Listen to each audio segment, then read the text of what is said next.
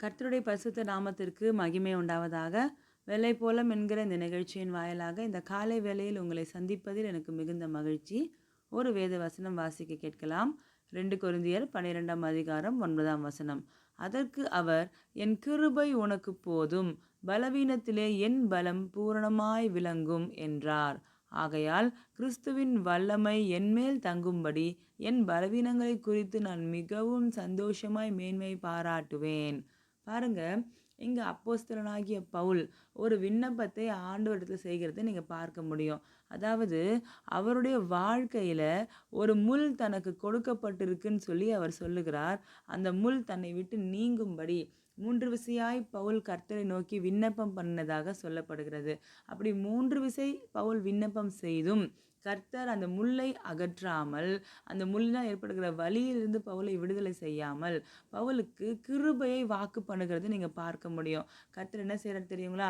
பவுல், என் கிருபை உனக்கு போதும், உனக்கு பலவீனம்னு நீ சொல்றப்போ என்னுடைய பலன் உனக்கு பூரணமாய் விளங்கும் அப்படின்னு சொல்லி வாக்குத்தத்தம் பண்ணுகிறதை பார்க்க முடிகிறது. பாருங்களேன், நம்முடைய வாழ்க்கையில கூட அநேக சமயங்கள்ல நம்ம ஆண்டவரை பார்த்து இப்படியாய் ஜெபித்து கொண்டிருக்கிறோம். ஆண்டவரே, இந்த பிரச்சனையை மட்டும் மாத்திருங்க, இந்த ஒரு நபரை மட்டும் என் வாழ்க்கையை விட்டு எடுத்துடுங்க, இந்த ஒரு சின்ன காரியத்தை மட்டும் எனக்கு மாற்றி கொடுத்துருங்க, என்னால் இதை தாங்கவே முடியல, இது முள்ளு போல் எனக்கு குத்திட்டே இருக்குது, இது எப்பயுமே எனக்கு ப்ரெஷராக இருக்குது, இது எனக்கு மிகப்பெரிய வலியை கொடுக்குது, இது எனக்கு டார்ச்சராக இருக்குதுன்னு சொல்லி எந்த ஒரு நபரை குறித்தோ எந்த ஒரு காரியத்தை குறித்தோ நம்ம தொடர்ந்து விண்ணப்பம் பண்ணி கொண்டே இருக்கும் பொழுது சில சமயங்களில் நீங்கள் பார்த்தீங்கன்னா ஆண்டவர் அந்த நபரையோ அந்த பிரச்சனையோ நம்ம விட்டு அகற்றவே மாட்டார்.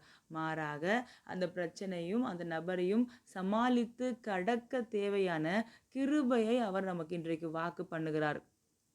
ஏன் அப்படி கிருபையை வாக்கு பண்ணுறார் அப்படின்னா, பவுல் சொல்கிறார், அவருக்கு கொடுக்கப்பட்ட அந்த மேன்மை நிமித்தம் தன்னைத்தானே அவர் உயர்த்தி கொள்ளாதபடிக்கு அவர் சரீரத்தில் அந்த முள் கொடுக்கப்பட்டிருக்குது அப்படின்னு சொல்லி அவரே புரிந்து கொள்ளுகிறார். ஆகையால் தான் அவர் கர்த்தத்தில் விண்ணப்பம் பண்ணி 3 முறைக்கு மேலே விண்ணப்பத்திற்கு பதில் கிடைக்கலன்னது அவர் சமாதானமாகி விட்டு விடுகிறதை பார்க்குறோம். அப்போ நம்ம வாழ்க்கையில் கூட சில சமயங்களில் சில வலிகள், சில முள், சில மனிதர்கள், சில சூழ்நிலைகள் நமக்கு கர்த்தரால் அனுமதிக்கப்பட்டிருப்பதற்கான காரணம் என்னன்னு நீங்கள் பார்த்தீங்கன்னா, அது நம்மை நாமே உயர்த்தாதபடிக்கு, ஏதோ ஒரு சூழ்நிலையில் கர்த்தரை விட்டு நம்ம தூரம் போகாதபடிக்கு, நம்ம கர்த்தருக்குள்ளே இருக்கணுன்றதுக்காக நம்மளை நெருக்கி கர்த்தர் வைத்திருக்கிற ஏதாவது சில பாதையாக அது இருக்கலாம். ஆகையால் அந்த பாதையை மாத்திரம் கர்த்தர் விளக்காம அந்த இடத்துல நமக்கு கிருபையை வாக்கு பண்ணுகிற தேவனாக இருக்கிறார். ஸோ இன்றைக்கி நம்ம என்ன பண்ணக்கூடாது தெரியுங்களா? இன்னும் இந்த பிரச்சனையை நீங்கள் மாற்றல ஆண்டவரே அப்படி புலம்பாமல், ஆண்டவரே இந்த பிரச்சனையை கடக்க தேவையான கிருபையை நீங்கள் கொடுத்துருக்கீங்களே, அதற்கு உங்களுக்கு நன்றி என்று சொல்லுகிற அனுபவத்துக்கு நேராக நம்ம கடந்து வரணும்னு சொல்லி ஆண்டவர் நம்மை பார்த்து ஆசையாக இருக்கிறாருங்க. நீங்கள் பவுலின் வாழ்க்கை எடுத்துக்கொள்ளுங்களேன். அவருக்கு எல்லாமே ஸ்மூத்தாக எந்த பிரச்சனையும் இல்லாமல் போகும் பொழுது ஆண்டவர் நேரில் வந்து பவுலுக்கு தரிசனமாகி கூட இருந்ததா சொல்லப்படலை. நீங்கள் பார்த்தீங்கன்னா, இந்த கப்பல் பயணம் ரோமபுரிக்கு பவுல் மேற்கொள்ளும் பொழுது காற்று மெதுவாய் வீசி, தென்றல் காற்று வீசி கொண்டிருக்கிற டைமில் கர்த்தர் வந்து பவுல் பக்கத்தில் நின்று, பவுல், நீ ரோமபுரியில் என்னை குறித்து சாட்சி கொடுக்க போகிறாய் அப்படிலாம் பேசலைங்க.